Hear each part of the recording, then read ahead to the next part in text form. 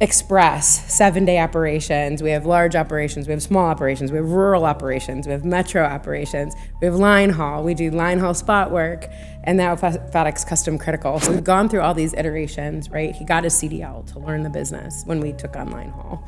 So we can manage from a place of I've done that. FedEx gives you a ton of tools. There's videos that they provide you now. There's like a class that they give you on the P&D side on how to be a contractor and what you should do. It's literally there for you. You just have to follow the instructions. Going from one man, one truck, as you said, to now over how many?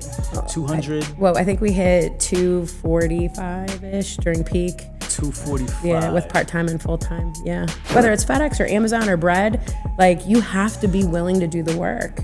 But the money is there, man, and the success and the growth, like it is a stable place to be. We built TNH IQ just for you. TNH IQ Smart Plan is your profit planner that fits right in your pocket. You build the real cost profile one time. Truck payment, fuel, insurance, tires, everything.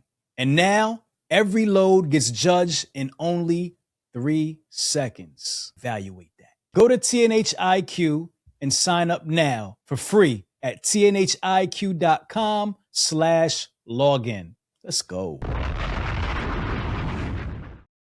All right. Hustle fam. We are back with another amazing episode, and we are here recording live in Nashville, Tennessee. We are at the Route Consultant Expo, and I am here with a superstar of the expo. Amy, I've been seeing you everywhere. You've done at least 5 or 6, maybe 7 sessions by the so end far? By the end of the expo, we'll You've probably been have busy. 6 or 7. Yeah, very busy. But there's a reason why you're busy, because you know your stuff, man. We do. I hate the word expert, but we do have a ton of experience and a lot of depth in the brand, in the FedEx brand, and just in business in general. Okay. Between the P&D network, we have Express, 7-day operations. We have large operations. We have small operations. We have rural operations. We have metro operations. We have line haul. We do line haul spot work, and now FedEx Custom Critical. So when you do that for 20 years, right, you have a tendency to have a lot of the answers. Yeah. And being that this is the community that we've been put into, it's awesome to be able to share and to kind of continue what Spencer started so many years ago. I love that. So a ton of different verticals, I guess we would call it. Yeah. But this all started with one man and one truck. It did. As I've heard you say multiple times. Yeah. When did you start your business? Well, let's start with this. You said you've been an entrepreneur for quite some time. Yes. Prior to getting into the FedEx space, Yes. What were you doing? So I was in marketing, executive marketing for a vendor of the Ohio Lottery. So my background is in marketing and statistics. I do not have a traditional background in education at all. I actually tested out of high school and did not go to college, and really just fell into some fantastic mentorship programs and just hit the ground running. I just wanted more information, more data, and I fell into this really amazing career in marketing, statistics, analytics that just kind of fit who I was. So I left that to come work for Dave kind of halfway through our journey. Okay. As we got bigger, I was no longer able to do the wife and full-time job duty. I kind of needed to be part of the business. Okay. But to answer your question, Dave went to Ohio State University. He came from a very small town, 400 people. And his goal in life, right as a young 18-year-old kid, was, I'm going to make $1 million and get the hell out of this town. Right? I can't be in this small town. I don't want to be a coal miner, nothing bad about it, but his dad wanted more for him. And he has a brilliant mind. Dave is just really smart and problem solving and just cutting edge with every idea and problem solving. He's just fantastic. And he jumped in at college, right, at Ohio State University, and there was this really cool company that he could work for at night called FedEx Ground. And he was a package... We've heard of him before. We've heard of him before. So he was a package handler and a switcher, which is basically because he had experience running farm equipment, was able to kind of maneuver the trailers in the yard. So he progressed very quickly through that. And then when he graduated from Ohio State, he had an opportunity to come to Cleveland and drive. And back then, you only had to own one, but you had to drive for a year before you could own your own route. Okay. So he drove for a friend for a year and then bought his own route and then bought that guy out, So then he had 3 routes. And just to give you an idea, the route that Dave used to run 20 years ago, now we have like 11 or 13 drivers on that same route. On that route. Yeah. So Wow. that's a huge testament to growth, right? In the brand. For sure. Yeah. For sure. Yeah. Okay. So when did you guys meet? So I met him. So he lived in the apartment below me, Okay. and when he came here from Ohio State, and we met and started dating and got married 11 months later, and just had about his year in.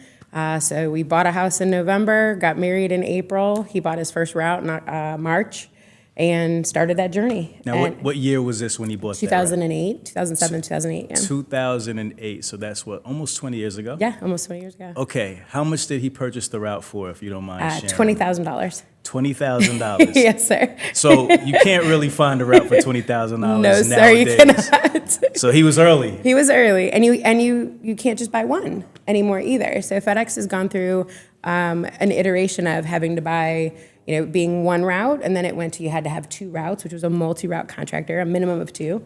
Then you had to have 5 or 500 stops, and now it's an area, right? It's a work area, which is around anywhere from $800 to $1 million in business. That they kind of keep that's a successful business model, right? Okay. But no minimum stop count, no minimum routes at the time. So he jumped in as one man, one van, and I think paid himself $700 a week. Yeah. Right. So a long, humble story, I think, from where we came. But the cool part of what we like to bring to the table also as experts is he's done it. Right? He was in their shoes. So the business model and how we pay our people and how we treat our people is how he wanted to be treated when he first started, right? He remembered how big the packages were, which they weren't very big back then. Right. But he remembered, the advent of eBay and moving the one big tire, right? The truck tire that they bought off eBay with the rim of that matched whatever. And having to maneuver that and all the boxes and having to run the whole area and having no pickups. It was home delivery back then. Yeah. There was no overlap. So we've gone through all these iterations, right? He got his CDL to learn the business when we took on line haul. So we can manage from a place of I've done that. And it's a really big piece of how Dave likes to manage, even with our sons, now that they're coming up through the business. Okay. He's like, I'm sorry, you're going to have to run line haul at night and have the longest wait, or you're going to have to do the bulk route, and be the guy that's out until 10 o'clock, because I want you to be able to look an employee in the face and say, I get it. I've done it. I've been there. Yeah. And let me help you through it. Yeah. Right. So it comes from a different place of management. And that's kind of what we hope to bring to the new investors and contractors that are struggling or starting.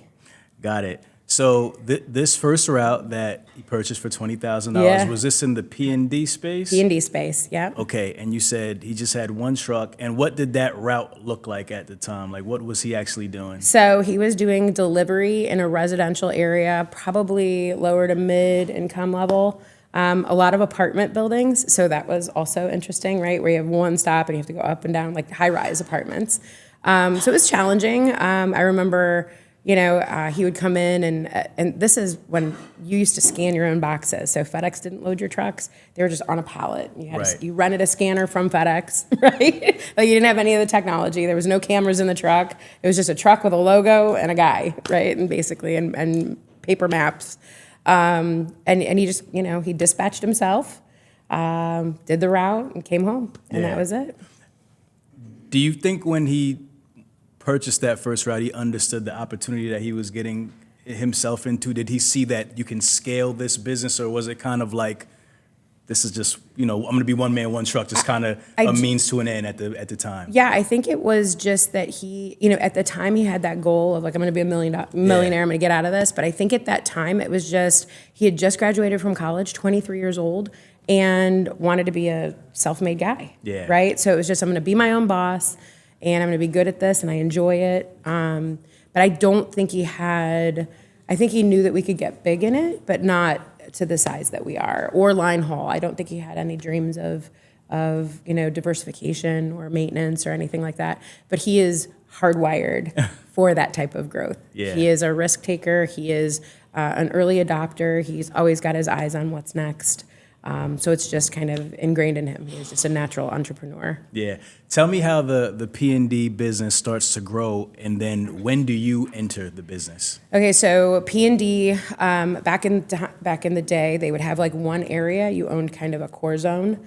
So he owned the one route, and then you would put supplemental drivers on. Okay, so you could grow that way. Okay. And then so 1 became 3, and then he bought a zip code, right? And then that became 5, and then it became 11 and 17. And we grew based on development, right? Like economic development in these neighborhoods. We had a really great zip code that was just booming. It was a lot of country land, and What now area was that? it's Medina, Ohio. Medina, okay. And it was a lot of country, and now it is just chock full of $500,000 to $1 million homes. Wow. Lots of developments, and then mid-income as well, but a lot of neighborhoods, and it just blew up economically, which was fantastic for us. Yeah. When you own the zip code and you're just getting more work in that zip code, you don't have to grow outside. You just have to keep hiring more people and more trucks. So like I said, one truck is now 11 to 13, depending on the day and the volume in that same zip code. Yeah. It's crazy growth. So from there, we grew. We actually had a bad partnership, like a marriage and a divorce. We had another contractor that we did some business with, and it seemed like a good idea. They were not on the same plane. So we ended up separating from that partner. And at that exact same time, we started contingency work, which was new to the scene. This was in 17. Okay. Can you expound on what that is for us? So contingency work is when there is a contract that is not contracted so no one owns it like Slicker Trucking. It's uncontracted, or the contractor is struggling and needs help, outside help.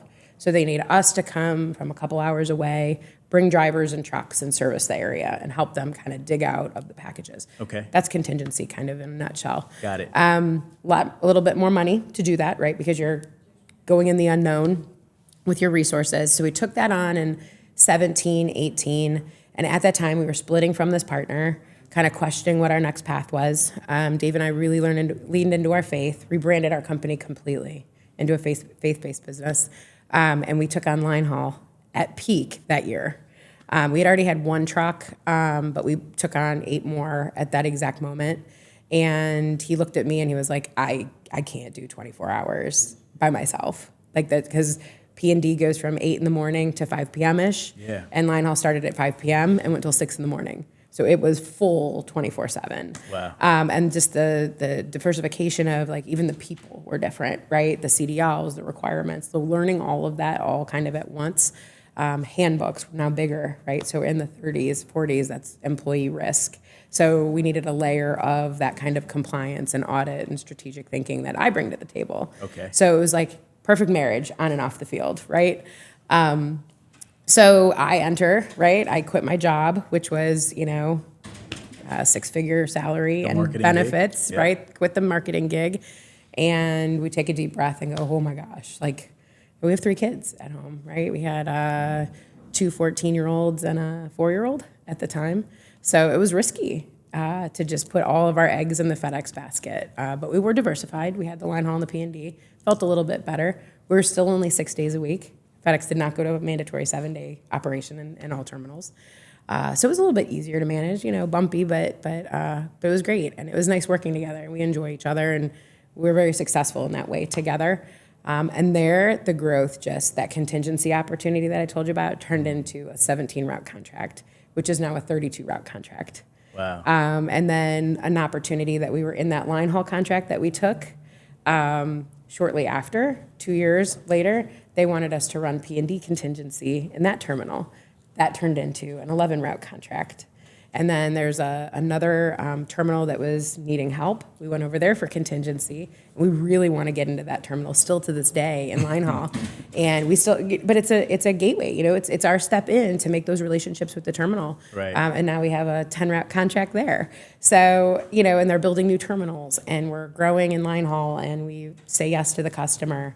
And now here we are. Okay. Here we are, right? A few questions I want to unpack there really fast. So what did you learn in that partnership that kind of went wrong? Oh, yeah. Because I love to. We don't talk about partnerships enough. Yeah. And the things that can go bad in partnerships. And a lot of times when people get into business, it's like they find somebody that they think is kind of equally yoked, and they're like, let's do this business, and everybody's excited in that honeymoon phase. Yeah. But things can go wrong. So what did you learn in that partnership? So I think we learned, one, that no one's going to work as hard as you.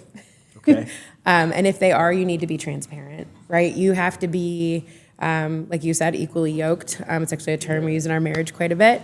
But you have to still be in tune. And I think that's where Dave maybe have trusted at a very young age, that he would handle all the operations and this guy would handle all the finances. And we kind of woke up one day and I started asking questions, because being the analytics person that I am, I'm like, this doesn't add up, and carry the one. And why is that? Like, why are you putting all of this into the umbrella LLC and he's not?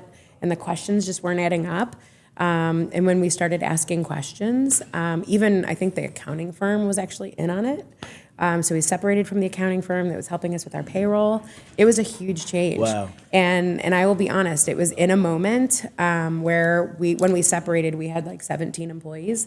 And there was a moment there where we floated money out of our personal savings to cover payroll. Oh, wow. And it was a moment where we literally leaned into each other and we said, we're either going to do this or we're going to walk away. And this is the moment that we have to determine that. So when I tell people, like, we are not immune to the things that, like, it's not just, oh, Slicker's big and they're successful and this is what this looks like. Like, we've been through a lot of the trials, right? We've been through bumps.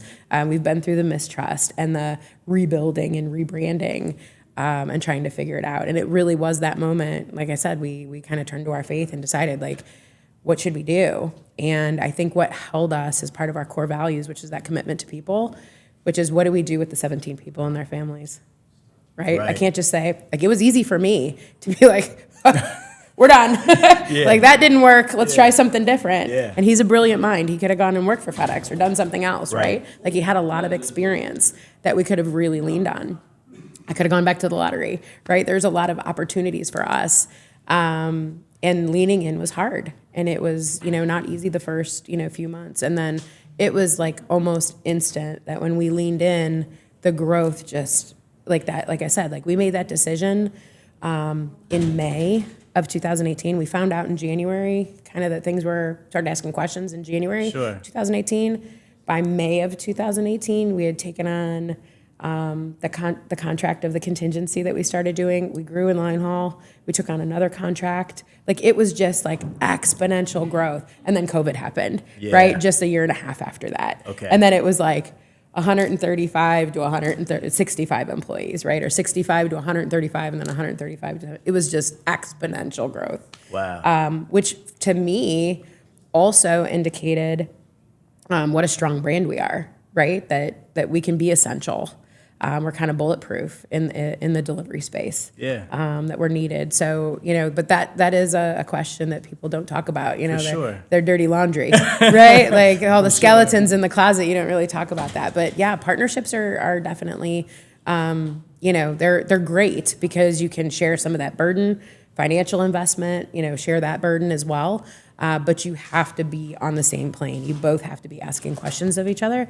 Like I said, as a young businessman, David assumed and trusted, maybe naive, maybe not, maybe just busy doing the other things, that the other person was doing what he was doing at the same velocity. Right. And it was opposite. He was doing something different at the same velocity. He was stealing money, misappropriating funds. He actually came clean. But it was, and this is a story that we hear quite often in the network, that, when you have a partner, and not just in our network, just in business in general, that one business person's kind of, doing things their way while the other person's doing all the work. So. For sure. Okay. You're like, oh. So what I'm hearing is, it seems like that transition into the line haul space and then like those contingency routes was like a huge inflection point for you guys in your business. I'm curious as to how much support does FedEx give you in the process? Whatever you can share about what that looks like internally. I know there's but so much you can share. Yeah. But what can you share with our audience as to the support that FedEx gives you to help you build and grow your business? So today, I think it's more so than it's ever been.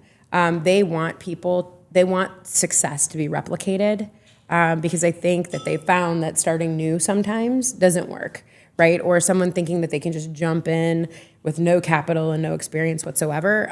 But you can do that, but you also have to have the drive, roll up your sleeves, and be willing to do the work.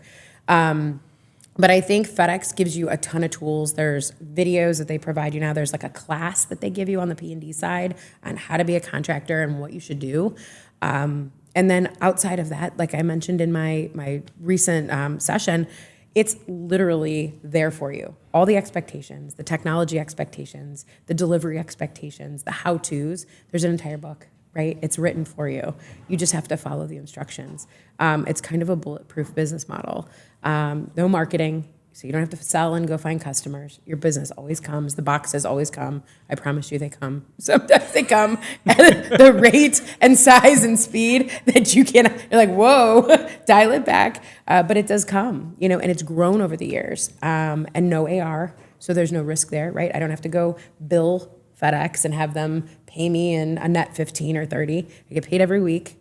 So there's a lot of security. But FedEx themselves, they will, even local terminals will support you. The company itself is helping people ramp up from an education from a financial standpoint, from a time and patience standpoint, like expectations. They'll give you, an X amount of period to stand up fully and be successful. They don't just expect you like day one contract drops, like, okay, we want 99.7 service and everybody better come to work and don't hit anything, right? Right. So I think they're leaning in and giving successful people and people that understand business. They want to do business with companies that are running like corporations, right? They want the compliance, they want the care. They don't want to deal with the guy that's just one guy, one truck, and like the mom and pops that could kind of cash business, if you will, back in the day. Yeah. They want people that are leaning into compliance and safety and regulatory things, audits. So I think they're willing to work with you. On the line haul space, it's a little bit harder to get in, and then there's not a ton of training. But also the requirements of being a professional CDL driver and having drivers that know what they're doing and have experience helps with that. Because the drivers are more trained and acumen about going over the road, right? These are drivers that have been doing it for 10, 20, 30 years. Yeah. So that adds a layer of ease. But I think it's a great time to get in. And I think FedEx is really looking for new blood, if you will. Blood. Yeah. Okay. So, and to grow, right? And if you are a current contractor, the opportunity to grow is just exponential right now. yeah. So you kind of mentioned a few things that'll be kind of my next question. Yeah. Because we just talked about kind of what FedEx brings to the table. So as an operator, what do you need to bring to the table? Because you made it sound very turnkey and very simple, but I don't think it's easy. So it's not easy and it's not simple. It does take a lot of work. It does take time. There's a lot of pieces to watch, especially on the P&D side. There's a lot of areas, right? You have to watch service and safety and pickup windows and time commits. Like, there's a lot to balance. But I think from general business acumen and the will to get it done, and to know that, if you are going to be an investor and be hands-off, that you need someone that's going to run the business the way you would run it. Right? Not just as a manager, but run it the way you would run it. So mindful of hours and labor costs, right? Mindful of truck and fuel costs, efficiency, safety, training, hard conversations, right? So that's the huge piece. Like, you have to be willing to know those things. Those are the things that are not part of the FedEx model. How to manage people, that is not part of the FedEx model, right? So those things you're going to have to lean in and either find the people that can do that for you or do it yourself. Yeah. And that's where that net margin, right? The difference of net margin is. You roll your sleeves up and do it yourself, you're cutting out a whole entire person. Yeah. Where do you see most of your peers struggle? I think overpaying for certain services. I think they get in relationships with the wrong vendors. I think that's a big piece. I do think balking at compliance and leaning in mindset is a huge piece at FedEx. You'll see through FedEx pages and, other contractors on the dock, like, oh, I'm not going 2.0. They're just trying to kill. 2.0 has been great for us, which is the integration of Express into the ground network. Okay. It's more volume. It's more boxes. Change is hard. And I think that is probably the hardest thing, is leaning into the compliance, recognizing that the cameras are doing more good than they are bad. It's not Big Brother watching you. They're not asking you to have EPLI insurance to hurt you. It is actually something that you should be doing as a business owner. So they, like I said, they've set all these guidelines, but those are the areas that most contractors fail. I know a lot of contractors also try to keep their guys super light. So kind of like putting your toddler in front of a TV or an iPad, right? It's like a pacifier. So they try to pacify the drivers, keep them by keeping their workload light. And I think that's also, where you're not very lean at that point. Your costs are a little bit high because you're not having conversations with your drivers and you don't want to get in and manage them. So you keep their workload light, you overpay, and then you get upside down. Yeah. You said a few minutes ago that this is a great time to get into the business. Yeah. And things are changing, things are happening. Why do you feel that this is such a good time to get into the space? And what advice would you give someone who wants to get into the space? Yeah. So it's not easy, right? It's not easy. Nothing's easy. Running a pizza shop's not easy. Running a hair salon's not easy. Being an entrepreneur. Which you do as well. We do run a pizza hair shop. Salon not too? a hair salon. Pizza Just shop. my own hair. It's a good fallback, though, maybe. It doesn't look too bad. Right. Thank you for that. Yeah, for sure. No. I got a shout out. What's the name of the pizza shop, by the way? I'm sorry? The pizza shop. What's the name of it? Ohio Valley Pizza. Ohio Valley. Okay. We got to shout that out, man. Yeah. Maybe someone's in the area. Right.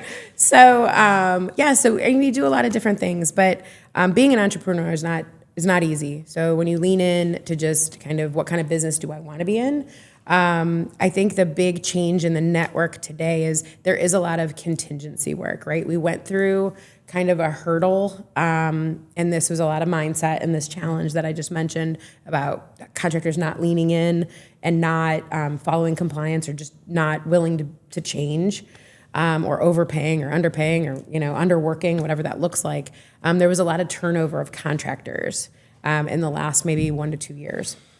So this contingency work became more of a norm than, the kind of the rescue, right? It used to be there was one contractor in the building that was struggling. We're going to send 3 drivers down to help that one contractor. There's buildings where they have 1 or 2 set contractors and the rest of the building is contingency, right? Like building on fire, right? Like no work, just nobody's willing to take the area, whatever reason, whether they think, the contract's not worth enough money or it's they're don't want to do it anymore or whatever that looks like. Yeah. But it was uncontracted for a while.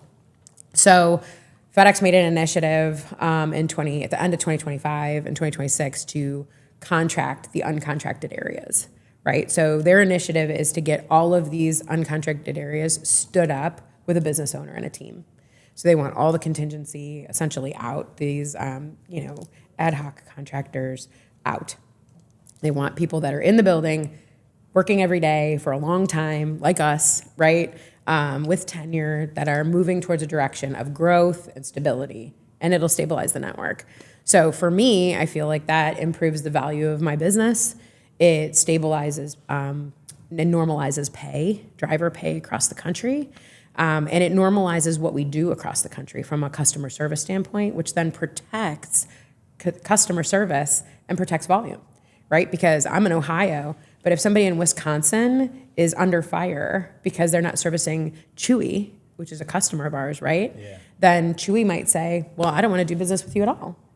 And that's 40% of my volume, right? So I have to make sure that the network is stable, right? And that's what I think FedEx is moving towards. So that's opportunity, right? When FedEx is looking for good business partners, that's money. That's huge opportunity. So it's good for investors, great time to get in. And then there's a great time for them to get in, buy in, and then grow organically. Because if you can replicate success, get in, learn, do it right, and then replicate that, the opportunities for you to grow at FedEx are just immense. Wow. We built TNH IQ just for you. TNH IQ Smart Plan is your profit planner that fits right in your pocket. You build the real cost profile one time. Truck payment, fuel, insurance, tires, everything. And now, every load gets judged in only 3 seconds. Evaluate that. Go to TNHIQ and sign up now for free at tnhiq.com/login. Let's go. If you can you break down the different business models in FedEx? Like you have the P&D space, you have custom critical. Can you talk about all of those, and and if you're in one, how are they different, right? Okay. Like if you have a P&D route, it may be different from a line haul route. Like just kind of break that down for us. Okay, so in P&D, there's actually a lot of different models in itself. So P&D is first and last mile. That's local package delivery. You would own the trucks, W-2 the drivers, and they would load their trucks at the terminal, deliver the packages, and then bring them back, right? Bring pickups back and bring the trucks back. That's a full day's work. That's normal P&D. P&D operations can be between 6 days and 7 days. Some terminals, more rural terminals, do not run on Sundays because it's just not worth it for FedEx financially to process a small amount of volume to deliver such rural areas, right? So they don't run on Sundays, and then all that volume gets pushed to Monday. So we have 6-day operations, we have 7-day operations, like our Cleveland market, obviously more of a metro standard area. That one's 7 days a week.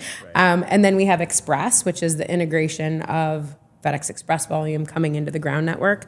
Some of those are 6 days, some of those are 7 days.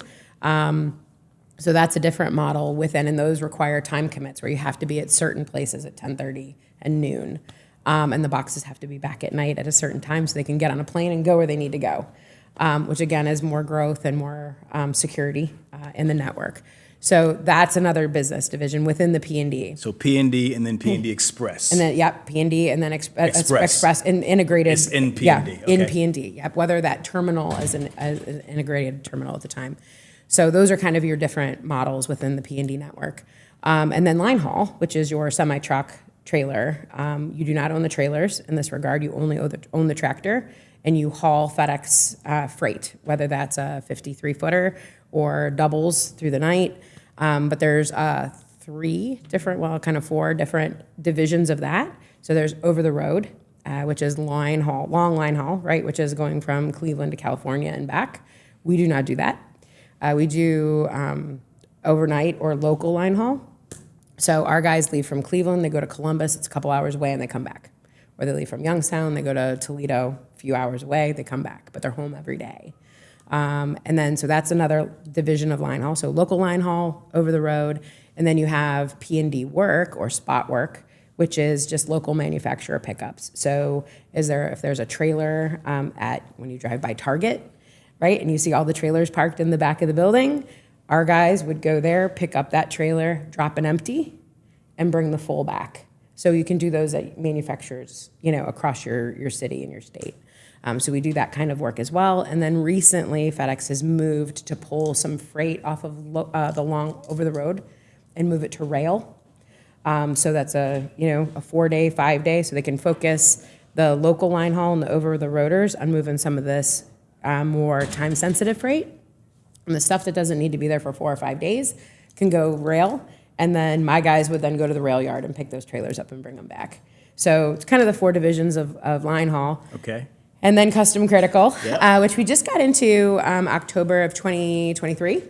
So we've only been doing it a couple years. We have 1 truck at this time looking to grow. A little bit of a different network. It is a different line of business. It's not in the FedEx ground network, but it is more white glove and high security. So we're doing a lot of government work. We're doing a lot of pharmaceuticals, hospitals, even moving blood, things like that, like things that are super secure. So it's a very high value product. Very white glove. It requires a semi-truck with cab. We have a solo guy, but it requires a reefer. So it's cold and warm temperatured. So again, those packages, right? Whatever we're hauling can be temperature sensitive, time sensitive, and we have a dedicated run. And there's a couple different versions of custom critical as well. So you can be a team run and you can work on a job board. A lot of husband-wife teams do that, where they go on a job board and it'll take them to Washington State, and then from Washington State, they go to Texas, from Texas, and they just kind of bebop around the country, but they get their work off a job board.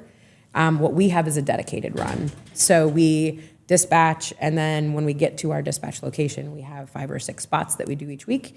Our guy leaves on Sunday, he comes back on Thursday.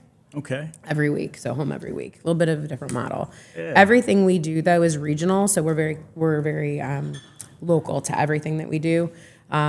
Maybe 2 hours from the furthest corners. And we've set ourselves up that way. Dave and I, the way we run our business is Dave says, I'm not going to put anybody in a position to do something that I wouldn't want to do myself, that I wouldn't let my kids do.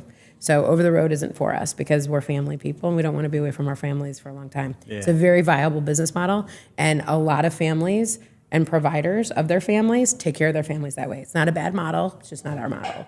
So we want our guys home every day. So we're getting a lot of drivers that are like burned out from being over the road, or they've been on the road for 10 years, or maybe they just started over the road and they're like, hey, I'm missing my 3-year-old grow up. I came home and they were walking. Like, what the heck? I came home and they're doing math. Like, I just missed a whole entire season of my kid. I gotta get off the road. Right. So, they'll come and work for us because it's a different division. And, transportation has a niche for every single person, and those are the niches that we do. So in P&D, we've kind of seen it all. We have a terminal in every single type of business.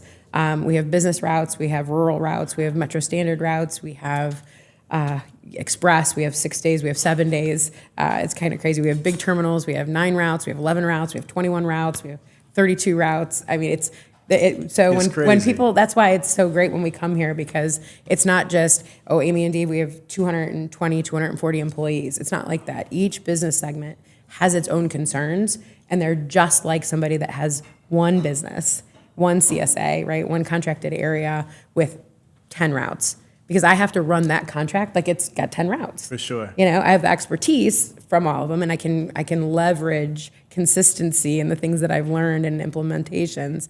But I still have to run my 11 route contract the same that they do. Yeah. So it's kind of cool that we can come here and be shoulder to shoulder with everybody. Got it. How is it having FedEx as a partner in terms of reporting and the KPIs that they're looking for? Be careful what you say here. I love it. They're great. Shut the camera. Right, no, I'm kidding. Right. I'm kidding. They've been a fantastic partner. Okay. It's not always sunshine and rainbows, right? We get the money wrong sometimes. They get the money wrong sometimes. They get the expectations wrong sometimes. Sometimes a driver does something and I have to disqualify them. And, based on my contract, right, they don't terminate people. They don't disqualify people. I signed a contract that said that I have to operate in such a way and help hold my employees to a certain standard. If they break the rules, I have to terminate that person based on what I signed. That's me, not FedEx. Right. So when you establish who FedEx is to you, the relationship changes. They're my customer.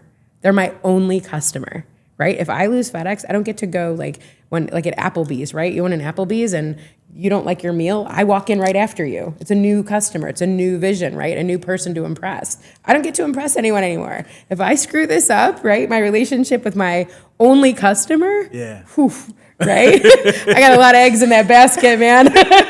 Right? I mean, there's diversification, but that's how you have to see it. They're not your partner, right? They're not your business partner. They're a partner in business, and it's nice when you get along with them, which we do, right? We have great partnerships with the people that work at FedEx, but FedEx is my customer, right? Don't forget, and that's a shift of how it's a complete mindset, right? Yeah. Because when you're a partner, you expect something from the partner, right? Like when Dave separated from his partner, he expected that he was doing things in a valuable way that Dave was. He was with honesty, integrity, and commitment to the business, and he wasn't, right? So in that regard, when you think of FedEx as your partner, you owe me something because I'm giving you something. Right. When you remember that they're your customer, you owe them everything and they owe you a paycheck. Right? Like it's nice when there's a kumbaya and you have relationships with the terminal managers and executives and things like that. It feels better, right? But at the end of the day, you are there to service your customer and their customers. And when you switch that mindset, it changes a lot of things. Yeah. And when your people realize that when they say thank you and drop the box instead of throwing it in the snow or leaving it at the garage, that makes a difference, right? Then you're communicating that mindset down, and everybody's got buy-in for who we are in the puzzle, right? Yeah. And remember that when you're a FedEx contractor and you're complaining or this and that, you chose to get in that sandbox. That's right. Right? That's right. You know, when things get tough, I always joke and I say, like, a farmer, being that my husband's from a farm town, right? A farmer doesn't scorn the land in a drought. It's the life you chose, man. You're a farmer. You're gonna have good days and bad days. Things are gonna get tough. Those boxes are gonna get big, but the small ones will come. You know, but it's just in general, like, business is hard. But I think that's the cool part of the partnership with FedEx. So, you know, I love my relationships with my terminal managers. Sometimes they're like, who gets the lucky straw to deal with Amy today? Because I am passionate. Yeah. Okay. As you've grown and continued to build a business, how do you continue to drive costs down to be more profitable? Right. So streamlining. There's times where we have to reevaluate kind of everything, right? And very rarely does it require us to go to FedEx for more money. Okay. Right? Like, that's always like, well, just ask them for more money. Like, okay, well, that's sometimes not the easiest thing to do. But is it an option? It is. Okay. It is an option. Yeah, you can renegotiate. You can submit unique characteristics. You can, have conversations that say, like, hey, I think we got the contract wrong, or we thought it was this and now it's changed. Contracts change all the time. You build a jail or a highly secure building in the middle of your contracted area. It takes 30, 40 minutes to deliver that because you have to go through security. It changes the game on a route. So it might change the costs and revenue for that CSA. So yes, they will listen to that. Yeah. But I think from a cost savings, leaning on our maintenance team, so we have our shops, leaning on maintenance teams, getting creative. Right, so we deal with a vendor that we met here a couple years ago. We put nitrous in the tires of our line haul trucks, and it costs us, right, $10,000 to $12,000 a month, but it saves us $16,000 to $18,000 in fuel, right? So you spend a little bit, you save a little bit, but if I didn't come to something like this, like, my managers are constantly innovating. We're looking to electric trucks to see what that looks like in cold weather. So we are constantly looking at ways to better output, right? Less input with better output. So streamlining, getting lean. And sometimes that means kind of getting clunky and not getting lean, but it saves somewhere else, right? So even like hiring. With the amount of training that we have to do today, do you hire someone new that's maybe more prone to accidents, pay them a lower wage, and train them, longer ramp up, or do you invest in experienced drivers? Yeah. Right? So those are ways that you can cut costs by evaluating decisions just like that, and trying something and then trying something else and seeing which one works out better. So we're constantly looking at every aspect of our business to save. Good thing about being big is purchasing power, right? But purchasing power feels icky sometimes when you buy $40,000 worth of tires at one time. It's right? You're like, oh, it's that time of the year. Right, sure. Okay. And that happens a couple times a year, so it's a big, or when plates are due. Yeah. And it's $100,000 worth of plate renewals, not $129 here or $129 there. Right. So, so there's ways to save, and streamline, replicate success, break the mold, try things, right? I love that. Yeah. What's coming around the corner that you're either excited for or that you see as a big opportunity or you're preparing for? Yeah, so you can answer all three. Yeah, so 2.0 is one of our contracts is 2.0. The other one's going 2.0, and then we're hoping to grow into another building that will be 2.0 when they get it finished. So that express integration is going to bring more volume. We've shown that it's going to bring growth and opportunity. Over the 2 years that we've been in it in the one terminal, it's proven growth. And opportunity to grow, not just from package size and package volume, like more volume in the network, but from growth, like new routes. We've grown by 5 routes since. Yeah. And what was the cause of 2.0, if you could explain? Just efficiency. So it doesn't make sense to send more than one truck into a neighborhood, right? Which is kind of counterintuitive because you have to be somewhere, so you're kind of less efficient. But the whole idea is that customers shouldn't have to see 4 different delivery drivers to get their products. They're hoping to kind of integrate that so you have a friendly face, customer service. You kind of get a little bit more routine, and it'll shrink the duplication. Okay. Right? Going over the duplication of routing. Sending the same truck or 2 different trucks or 3 different trucks to a same business or same neighborhood just to get the job done. So I think so again, 2.0, we've proven growth, we've proven success. So I'm excited for that to come to the different terminals and see what that looks like. What I'm really excited about is what's next, and I don't know what that is. To be fair, right? I'm excited that I'm doing business with an $88 billion company, and I trust that they got something else coming, right? And you have to lean in and you have to get excited about it, because if you fear change, you're never going to grow, right? You got to get through it to get through it, right? For sure. So I think that's the exciting part, is there's something coming, and who knows what that looks like. And, I'm along for the ride. I'm hoping that it's, going to be good for everybody, but we will be right at the forefront. We try to early adopt and learn and help break and fix and go through it for everybody so that they don't have to do what we've been through. But we're excited about it, and I'm excited to see what's next. FedEx every year has changed the model and grown the model. They haven't gotten this big and this successful by making bad business decisions. That's right. So I'm excited about future innovation and future business growth, and just can't wait for it. And it's coming, right? Because 2.0 is a big thing, and it's rolling out in like June of this year across the country. And it's going to be staged, but it's going to be rolling out more than it has been over the last 2 years. So like I said, that's been the hot button, and nobody's really talking about anything else. So I'm like kind of waiting for it, but I'm excited. I'm excited. Is there anything that makes you nervous? That I don't know. What you don't know? So back to that lesson. Got it. It right? goes so, both. It's a double-edged sword, I'm super excited. And what if I don't know? What if it's not good? Right. So but every business has its risks. Yeah. And its unknowns. For sure. How has this new AI environment, technology, you mentioned electric vehicles. Yeah. How much has that played into your business and your planning and just so forth? What's your thoughts on it? So good, bad, and different? Yeah, I think, everybody asks about like autonomous vehicles and those things. I think that is pretty far out.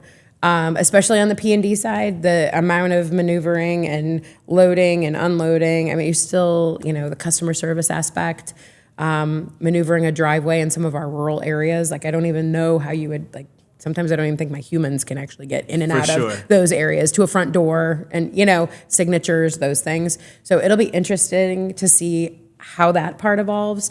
On the line haul side, I don't think it'll be fully autonomous for a while. There's just, I think one of our colleagues mentioned, a 50,000 pound bomb, flying down the road. I would be pretty sketched if there wasn't a human in there. Yeah, for sure. We have the FCAM technology in some of our trucks, and it has that AI model where if it detects something in the landscape, right? If we're going up a hill, it's supposed to do automatic braking, right? Front, whatever, collision mitigation. So it'll stop the truck if you get too close, if the guy, isn't paying attention or whatever. It'll jam on the brake so he doesn't rear end someone. It's the idea. But we find when plastic bags or debris is on the road, or if you're going uphill, it'll catch a bridge or a road, it'll jam the truck up immediately. So it's not fully even, that technology isn't even fully formed. Right. Right. So I'm not so worried about the autonomous side as I am. The AI side has been great.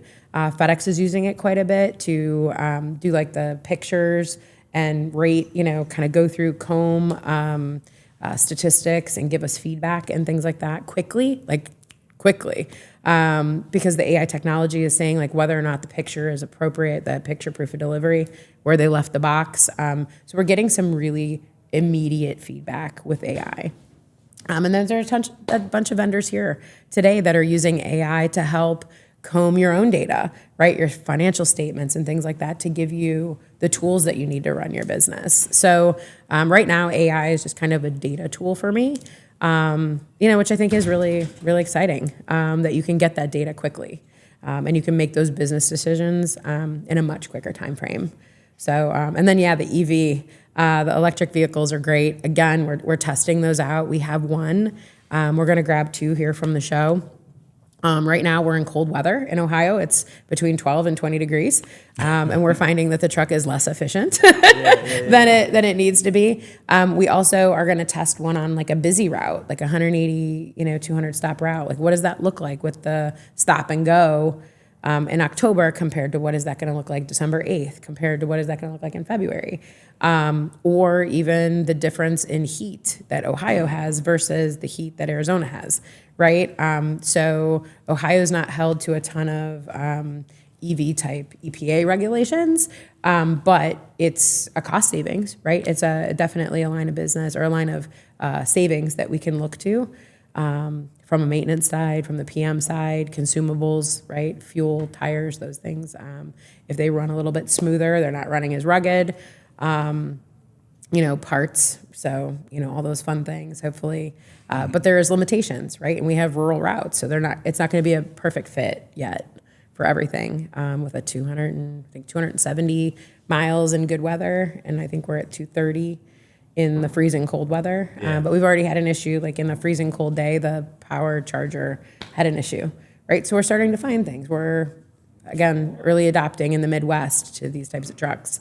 At least on the FedEx side, right? You see the Rivians and Amazon all over the place, but this is a bright drop truck. Great truck, cool. But we're going to try it out, and then we'll try some of these out too.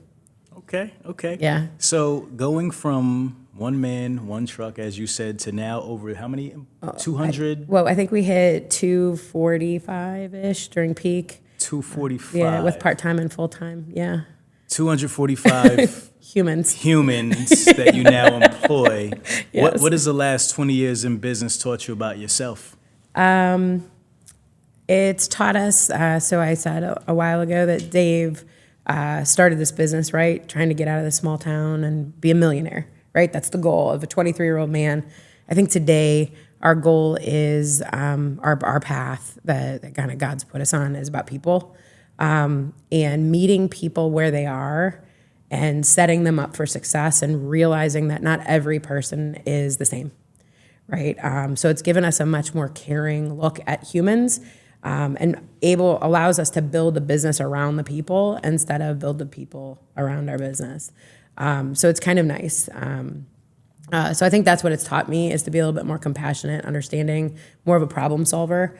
Good humans are hard to come by in business, right? So I like to say, I can teach a good human to drive a truck and deliver boxes. I can't teach a good delivery person to care about anything, right? If they don't care. Like I can't teach them to be a good person. Right. So you hire for good people that can deliver boxes instead of hiring good delivery people that don't care about your end goal, right? It's kind of that difference between responsibility and accountability. Responsibility is a job description. Accountability is caring about the end result. That's what you need. Yeah. And that's the huge piece that we've learned. Is that the most important decision you have to make is who you hire? For sure. Yeah, for sure. Because it doesn't just affect me. It's not just a placeholder. It affects every person that they work with, right? If you make a bad hire, I say hire fast and fire faster, right? You have to recognize those people and the ones that are gonna bring your company down and hurt your other people. Tolerating a bad employee is absolutely toxic for your business.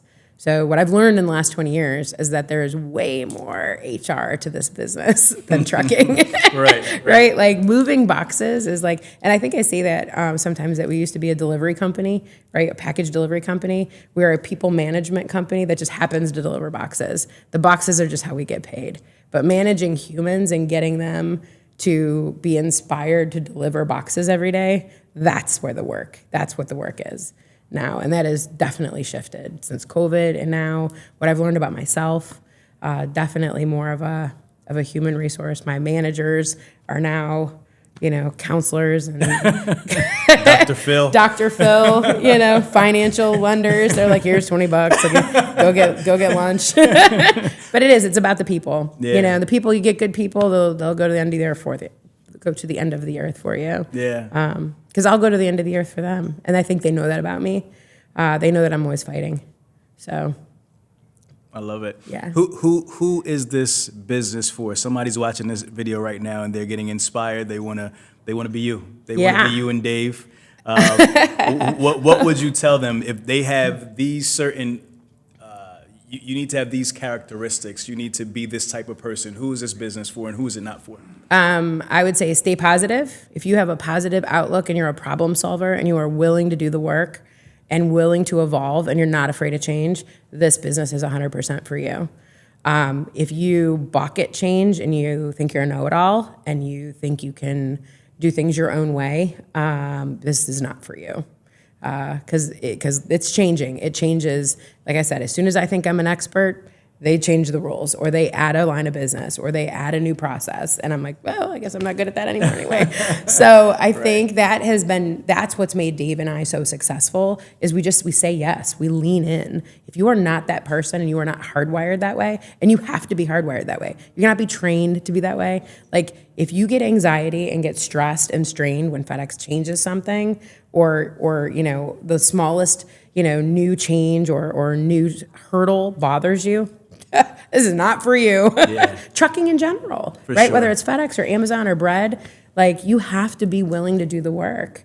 But the money is there, man, and the success and the growth, like, it is a stable place to be. I'm stoked. I love coming to work every day. I love what I do. And if you don't feel that way, and I tell my employees this too, if you start with me and in the morning, your shower to get ready to come to work gets longer and longer, let's have a talk and we'll find you a new business. We'll find you a new job. Yeah. Because I get in the shower, man, I'm like, jump up, throw my hair up, let's do this today. Let's go. Like, I am jazzed, and I want you to be jazzed with me, right? From my people to everybody here, like, get jazzed. Let's do this together. Let's make money. Let's be successful. Let's service the customer. Let's go home to our families. Yeah. Right? I don't live to work, right? I work to live. Yeah. I got a grandkid at home. I got another one on the way. I got 3 boys. They're in the business. They're loving it. You know what I mean? Like, this is what we do. And it's hard because Dave and I live it and love it, right? We literally live it and love it. My kids are... Do you ever get a chance to turn it off? Or are you always just kind of... I mean, I feel like it's always a conversation. I mean, think about anybody that does something different, right? If you're a teacher and your husband's a lawyer, you come home at night, what do? Right. How was your day, honey? Yeah, you talk about work. How was your day, honey? He's like, we just skip that question because we know how our day went because we were both there. Right. But we do love it, and we're passionate about it. So it doesn't turn off, Then my kid comes over and brings a grandkid, and he's like, so about this today, right? And it starts all over again. Yeah. But we do. We go on a lot of small vacations. We take a lot of time off together, have a lot of deep family time together. Sunday we go to church together as a family, all 9 of us. It's important. It's important to step out so that you can focus. Dave and I go on missions trips with kind of just centers kind of our purpose in general, but centers our relationship and our love. Kind of sets us up for success. So you got to have that passion for everything, right? But I think that's the key, man, is that I love this space. I love it. I love that. Any advice for couples working together? Make sure you love each other. Make sure the love is strong. Yeah, love and respect each other. I mean, Dave, we are not without fault. Like, I am a snappy little Italian lady, so I am, but, and I'm the chatty one, right? Yeah. I'm the one that kind of the face of the business and the communicator, but I'm not the AO. Dave is the owner. Sole owner. Like, I don't own any parts of the business, and we're one unit. So we respect each other's strengths. We can get frustrated with each other, but we're very much yoked, very much aligned. So I think that's key. I love that. Yeah. And then finally, we always do a final thought here. So we have a lot of entrepreneurs and business owners and so forth watching this show. So just give us a final thought. It could be spiritual, entrepreneurial, anywhere you want to come from, just as some parting words that you want to leave with this audience. Align your heart and your spirit with what you want to do. Because then you'll be successful and you'll be happy. If you're not happy doing what you're doing, but it makes you $1 million, it's not worth it. I love that. Yeah. I love that. And where can people connect with you? Where are you most active? I am most active on Facebook, but you can reach out to us at any time on my website, slickertrucking.net. We are open book. You can always reach out to us there, connect with us online, message me. My phone number is right on the website. Have at. We are an open book, and we are happy to help everyone become successful. Wow. Yeah. It's been amazing talking to you. This has been fun, man. Yeah. I've got to learn a ton. You have so much passion. Like, You light me up, man, Yeah, about my own great. business. Yeah, so. you great smile. He's like, I want to do this too. Yeah, I'm like, man, you know what? Let me go talk to Josh now. You got it, man. There's routes available. It's a great opportunity. Let me sell you on it. Let's get into it. And so they're like, you should be a FedEx spokesperson. I'm like, I don't need to be that. Yeah. But I am passionate about what I do, and I'm excited for the future. I'm excited for the past. Dave and I have been through a lot, and we're proud of what we've built. So it's good to share it with people. Yeah. All right. Well, Hustle Fam, there you have it, man. We are here recording live at the Route Consultant Annual Expo. This has been another amazing episode. If you don't respect that, your perspective is whack. And if you smell something burning, it's only your desire. Myself, Amy, we are out. See ya. All right, y'all, listen, I'm happy to announce that we finally launched our YouTube memberships. Listen, if you want to support Truck and Hustle for all the hard work that we've been doing over the past 5 years, this is where you need to be.